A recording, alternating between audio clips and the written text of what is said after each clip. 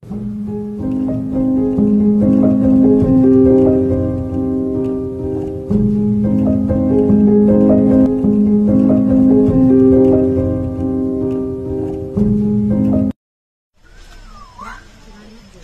पो रहेछ त अन्त मिलाइमा छ त हौ कस्तो ढाक्नु पर्छ होला एक दुईवटा त लान्छु न त के गरेको भाइ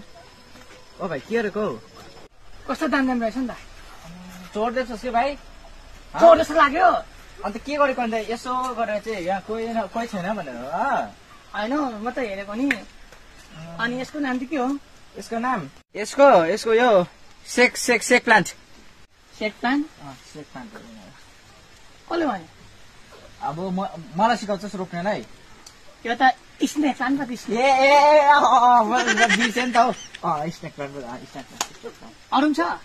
नि पुरा छ भित्र छ होला पुरा छ नि अन्त रोपेको यता पुरै छ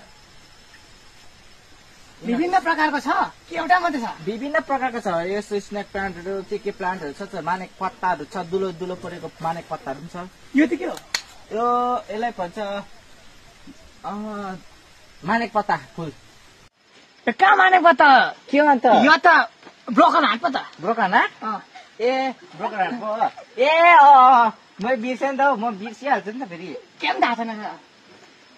के थाहा छैन चाहिँ मैले रोपेको अन्त सबै याद छ मलाई पुरा छ है पुरा छ नि अनि एउटा कुरा भनेको थियौ के हो खास त म चाहिँ चिया माग्न आएको कि चिया दिन्न चिया दिनु दिन्न बस्दै अनि